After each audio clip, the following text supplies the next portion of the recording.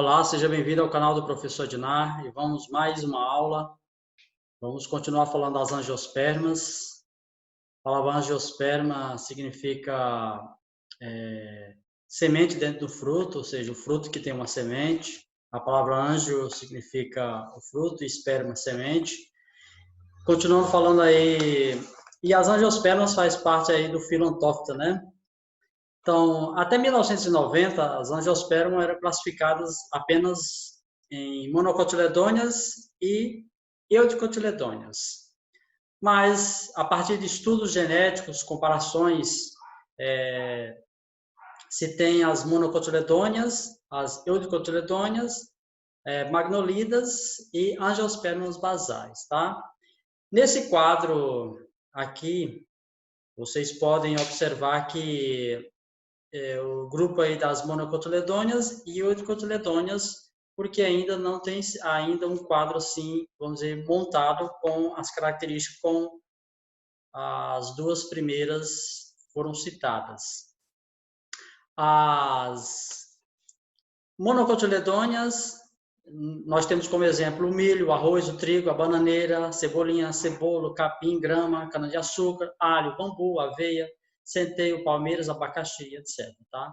As eudicotiledôneas é o feijão, a soja, ervilha, roseira, goiaba, limão, laranja, mamão, café, abacate, jabuticaba, caju, manga, tomate e etc. Tá? Então, são variedades aí de grupos que nós temos. E o que são magnolidas? Ou o que caracteriza as magnolidas, por exemplo?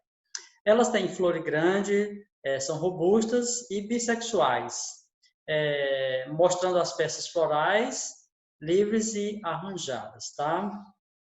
E as angiospermas basais se caracterizam por um pólio uniapertado.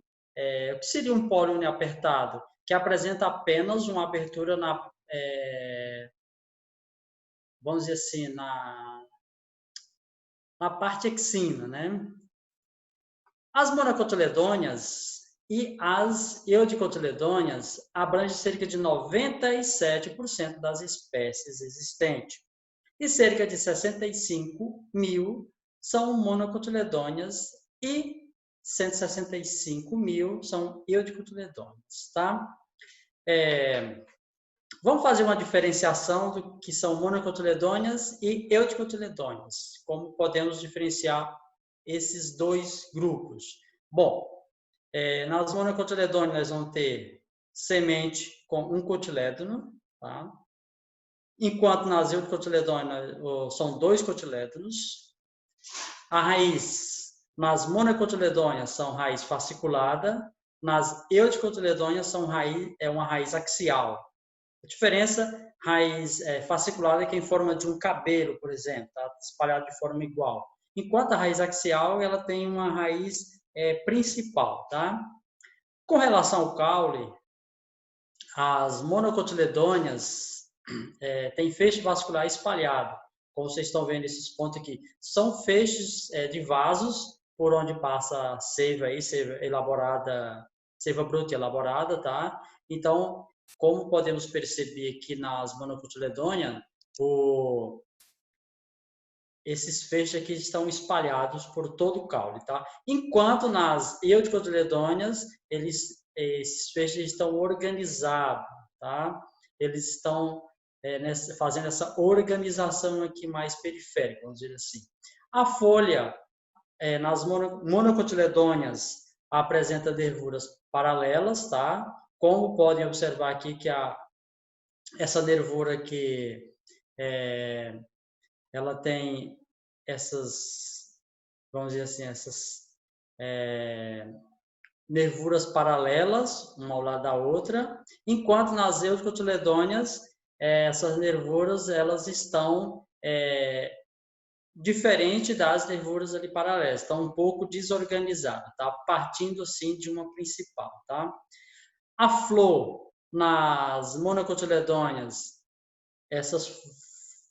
tanto as pétalas quanto as sépalas, por exemplo, ou melhor assim, as pétalas, por exemplo, elas são tríneas, apresentam o número de 3, E nas eucotiledôneas, nós vamos ter o número de pétalas de 5, por isso que é chamado de pentâmeras, tá bom? Então, essa é a primeira parte, a classificação das angiospermas, beleza?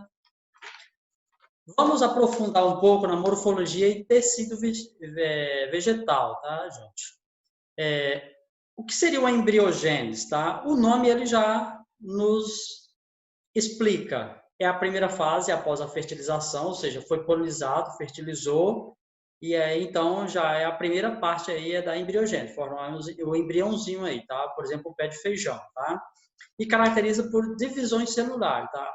As células vão começar a se dividir com o objetivo de formar aí uma planta, tá? A plântula e a planta futuramente, tá?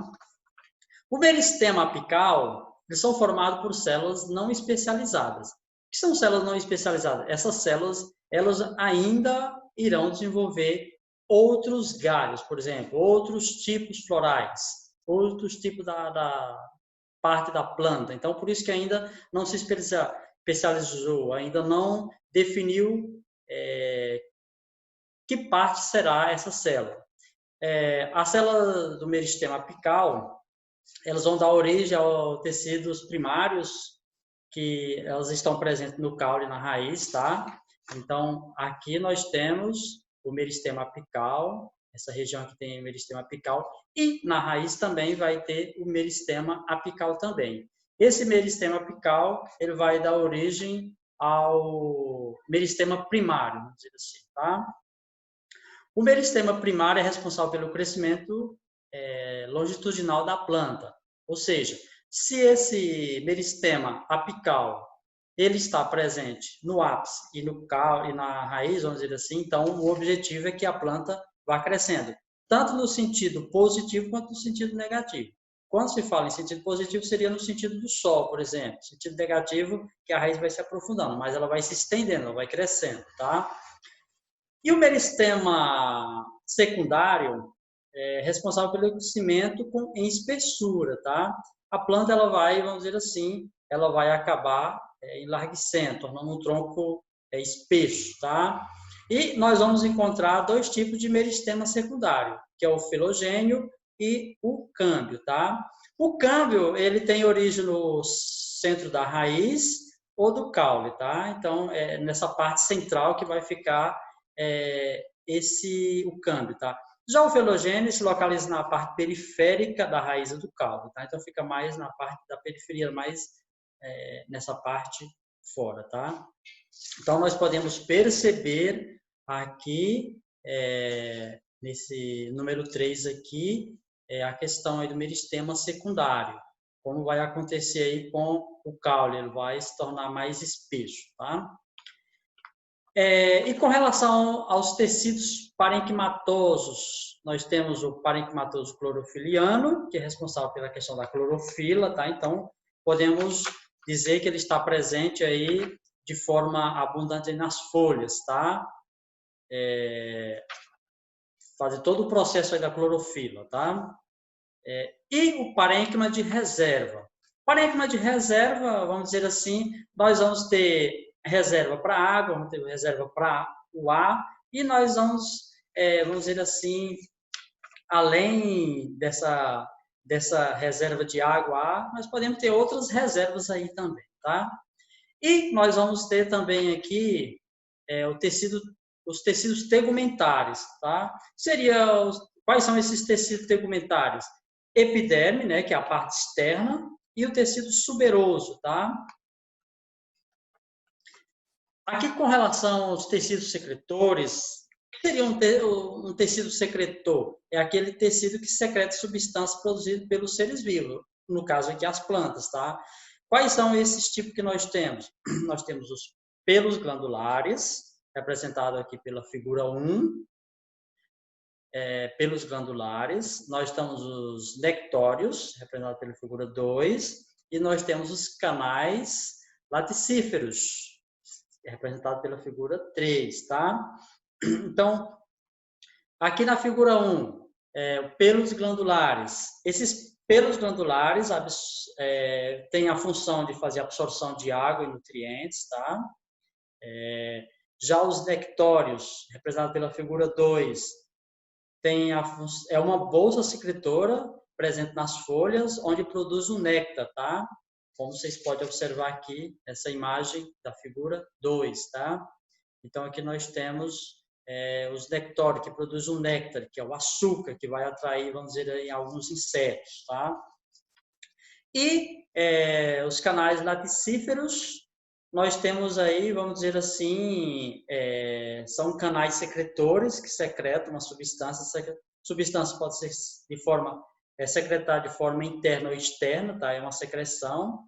Então, esses canais secretores internos das plantas são responsáveis por produzir o látex, no caso aqui, dessa planta que está representada pelo número 3, tá? Tipo de sustentação. O tecido de sustentação, quando se fala no tipo de tecido de sustentação, o tecido de sustentação ele funciona como um suporte, por exemplo, para a planta não ser como, vamos dizer assim, uma geleia, que tentasse colocar em pé, ela não ficasse, ela caísse. Então, nós temos aí o colênquima, representado pela figura 1. Esse aqui nós temos o tecido colênquima, que é um tecido de sustentação, e o esclerênquima, representado pela figura 2, tá? Tanto o colênquima como o esclerênquima são tecidos de sustentação, que serve para sustentar a planta, claro. O colênquima é um tecido vivo com parede espessada, que, na verdade, juntamente com o esclerênquima, vai ter a função de sustentar a planta, tá? E tecido condutores, tá? Estão presentes nas plantas vasculares ou traqueófitas, tá? Lembrando aí que nós estamos falando das plantas já evoluídas, as briófitas não possuem tecido vascular, mas como nós estamos tratando aqui das angiospermas, claro, são plantas de porte grande, então elas têm tecido vascular, no caso aqui o xilema e o floema. O xilema, ele está mais aqui na parte central do caule, por exemplo, onde passa aí, vamos dizer assim, água e sais minerais, tá?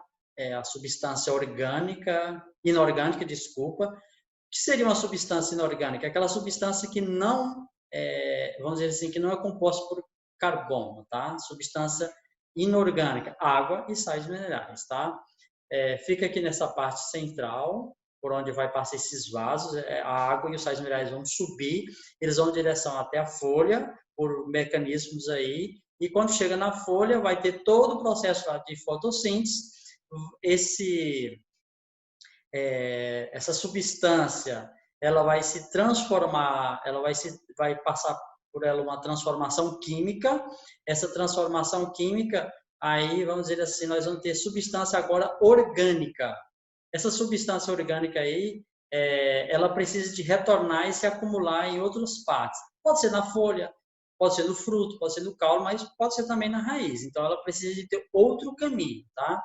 E aí ela vai retornar pelo floema. O floema, como representado aqui pela seta, eles ficam mais aqui na parte externa, tá? Então, é por onde vai descer aí, a substância orgânica. O que seria uma substância orgânica? Aquela que é composta por carbono. Nós temos aí, por exemplo, os glicídios, lipídios, por exemplo, as proteínas, vão ter aí as vitaminas, por exemplo, ácido nucleico, são substâncias orgânicas, tá? Então, essa parte, acho que está bem clara para vocês. Vamos falar um pouquinho da raiz. Qual é a função da raiz, tá? Para que ela serve? Então, ela absorve água e sais minerais, tá? Substância inorgânica, ela serve para fixar a planta. A raiz geralmente é aclorofilada, ou seja, não tem clorofila nela, ela não vai realizar a parte de fotossíntese, geralmente, mas isso pode acontecer, tá? E geralmente elas ficam subterrâneas, enterradas, tá? Mas a gente vai perceber que não é bem assim, tá? Durante as imagens, tá? Então, aqui nós temos, a raiz é dividida na região de coifa, está representada aqui, tá? A coifa. Região de extensão ou crescimento, tá? que é essa região aqui, lisa, tá? Região pilífera tem esses pelos, tá? A região de ramificação tem os ramos aqui e o colo, tá? Então, aqui, para que serve a coifa, tá? A coifa, ela tem uma função aí de proteger a extremidade da raiz, tá? É como se fosse um bocal de caneta, tá? Então, aqui é a coifa, tá? Vamos imaginar que aqui a raiz, e essa raiz ela precisa de uma proteção. Então, o bocal é a coifa, tá? A região de extensão ou de crescimento, por exemplo, tem a célula aí que é responsável pelo alongamento da raiz, tá? Essa região aqui vai fazer com que a raiz seja alongada, que ela se aprofunda, que ela vá mais longe, vai buscar água, tá? E a região pelífera é uma região rica em pelos, tá? Esses pelos aqui têm a função de absorver água e sais minerais, tá? A região de ramificação, que tem os ramos, são as raízes secundárias, que ajudam aí na sustentação e no direcionamento de outras. Tem a raiz principal, mas tem as raízes secundárias, tá? E o colo é a parte de transição para o caule, tá? Como vocês já estão, podem observar aqui o colo, tá? Quais são os tipos de raízes que nós podemos ter? Nós podemos ter raízes tuberosas, representadas pela figura 1, suporte, fasciculada, representada pela figura 3, e tabulares, representada pela figura 4, aéreas, 5 aqui, e sugadoras, 6, tá? No caso das tuberosas, por exemplo, nós podemos ter aí como exemplo a cenoura, a batata doce, o nabo, vamos dizer assim, são exemplos que acumulam uma substância. A tuberosa, ela tem um certo acúmulo de substância, tá? Na raiz suporte, nós vamos encontrar essa raiz suporte em regiões de mangue. É uma região de transição, ali onde a água doce está chegando, a água do rio está chegando, e se encontrando com água salgada, tá? Então, é a região de transição. Geralmente é um lugar que é uma região de transição, só que tem esse tipo de vegetação, vamos dizer assim. E essas raízes, ele faz tipo esse suporte, ela cresce um pouco e ela até respira também, vamos dizer assim também, tá? E as fasciculadas, lembra aí a questão do cabelo, por exemplo. Tabular, a raiz forma uma tábua, por exemplo, como nós estamos vendo aqui. Ela forma uma tábua nesse formato mesmo. As raízes aéreas são aquelas raízes que são penduradas, aí, por exemplo, em outra árvore, que fica externamente, tá? A gente percebe. E as sugadoras são aquelas raízes que elas sugam a seiva bruta ou a elaborada, por exemplo, e ela vai matar a planta, por exemplo. Então, ela é um pouco diferente da raiz aérea, tá? A raiz aérea ela não mata, enquanto a sugadora vai sugar mesmo essa seiva, tá? Então, essa planta ela vai sendo sugada, a planta principal, a primeira que nasceu, ela vai sendo sugada, e com isso ela vai morrer, vai faltar nutriente para ela, vai começar a secar, tá? Com relação ao caule, qual é a função do caule? O caule tem a função de sustentar as folhas e os órgãos de reprodução, tá? Promover as interligações entre a raiz e as folhas, tá? Então, faz esse tipo de função. Quais são os tipos de caule que nós temos? Ora, nós podemos ter o caule do tipo colmo, que seria um caule do tipo colmo. Como vocês podem perceber aqui na imagem 1, é aquele caule que tem entre nós, por exemplo, tá? Como a cana, por exemplo, que tem um caso do bambu, tá? E o que seria um tipo de caule stipe? Caule stipe é aquele caule que só vamos ter galhos, folhas na região terminal, como um exemplo aí das palmeiras, tá? E o exemplo 3, que é o tronco, são, vamos dizer assim, arbustos, não cresce tanto, tá? São árvores de pequeno porte, tá? E a haste, nós temos como exemplo aqui, no número 4, uma haste, por exemplo, ainda como se fosse ramos, tá? E nós vamos ter também caule do tipo aquático, a Vitória Regia, por exemplo, tá? Aí a gente cai no tipo de caules subterrâneos, por exemplo. Que nós vamos ter aqui rizomas, representado pela figura 1, tubérculo e bulbo, tá? Então, aqui rizomas, tá? Aqui nas samambaias, tubérculo aqui no gengibre e bulbo aqui na questão da cebola, tá? Com relação aos tipos de folhas, na aula 1, na parte 1 das angiospermas, nós falamos da folha, vamos falar os tipos de folha, por exemplo, tá? Ou como essa folha está se organizar, as partes dela. As folhas nós sabemos que são órgão vegetativo de aspecto laminar, origina-se da gêmula, tá? Nós temos aqui uma pequena gêmula para exemplificar aqui uma gêmula, que pode ter outra gêmula, então aqui vai se tornar um galho, uma folha, por exemplo, tá?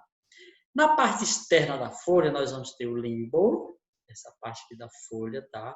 O pecíolo aqui, tá? O lugarzinho de segurar, tá? Vamos ter a bainha, onde ela fica, vamos dizer aqui, grudada ali no caule, e estípulas, tá? Está representada pela setinha, tá bom? Outras funções que nós vamos encontrar nas folhas, aqui na figura 1, proteção à flor. Essa planta, copo de leite, as folhas, ela faz uma proteção, como vocês podem observar aqui, na flor. Então, ela chega a proteger a flor, tá? Então, ela tem uma função aí de estar ali na parte externa, fazendo uma proteção, um bloqueio, uma parede, tá? Nós vamos ter na figura 2 a questão do cacto. Aqui as folhas são transformadas em espinhos, tá? Qual seria essa vantagem? Para não perder água, porque a folha ela perde muita água. Então, quando ela se, digamos, reduz a espinho, então ela acaba não fazendo esse tipo de perda de água. Então, a planta ela vai preservar a sua parte aquífera, tá? Então, é uma defesa da planta, tá? Suporte, na figura 3 aqui, as gavinhas, por exemplo, ela vai ter o suporte de se agarrar aí em forma de uma mola e fazendo assim o seu trajeto, sua caminhada, seu crescimento, tá? Se agarrando, tá? E acúmulo de substância, no caso da cebolinha, por exemplo, tá? Que a gente alimenta dela, ok? Já aqui os frutos, a função do fruto, ele tem a função de envolver e proteger a semente, tá? São formadas pelo desenvolvimento do ovário ou pelo desenvolvimento de outras partes florais, tá? Quando se desenvolve o ovário, nós temos um fruto verdadeiro, e quando o ovário não é desenvolvido, nós temos um falso fruto, ou pseudofruto, tá? Os frutos são formados por duas partes, basicamente, tá? O pericarpo, que é a parte do fruto, e a semente, tá? O pericarpo se divide em mesocarpo e endocarpo, tá? Os tipos de frutos. Com relação aos tipos de frutos, são formados por um único carpelo, né? Que é a parte feminina, tá? E pela fusão de vários carpelos também, beleza? Então, nós vamos ter aqui frutos deiscentes ou indeiscentes. Aqui nós podemos... Os frutos podem ser classificados de acordo com o tipo de pericarpo que apresenta. Frutos secos e frutos carnosos. O que seria um fruto seco? O pericarpo é pobre em água, sem substâncias nutritivas, encontradas geralmente na semente, como exemplo, ervilha, castanha, tá? E frutos carnosos, o pericarpo é rico em água e em substâncias nutritivas, constituindo geralmente o mesocarpo, por exemplo, a maçã, o limão, por exemplo, tá? O fruto pode ser classificado de acordo com a sua deiscência. Os frutos podem ser, vamos dizer assim, frutos deiscentes ou indeiscentes, tá? O que é um fruto deiscente? O pericarpo abre quando o fruto está maduro, permitindo a saída da semente.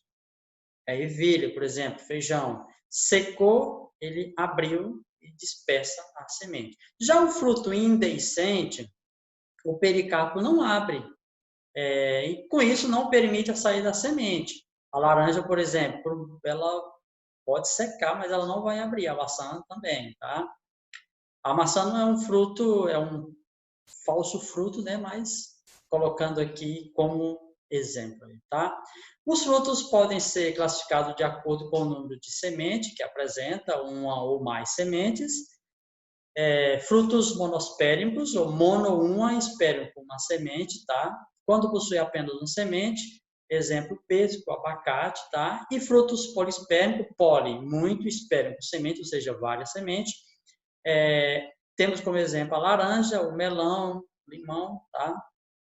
E, para finalizar, os frutos podem ser carnosos ou secos, tá? Como já vimos, tá? O que seria um pseudofruto?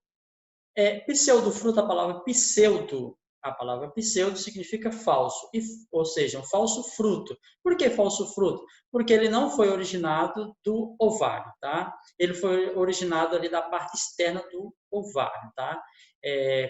Com essa fecundação, o ovário se desenvolveu outra parte, tá? É uma estrutura semelhante a um fruto, claro, porém não foi desenvolvido do ovário.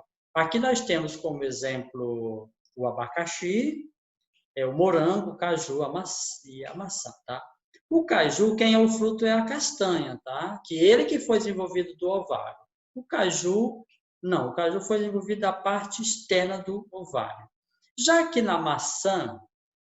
aqui na maçã, por exemplo, o fruto é essa parte que não é comestível, essa parte interna aqui. Essa parte interna aqui que é o fruto, que essa parte que foi desenvolvida do ovário.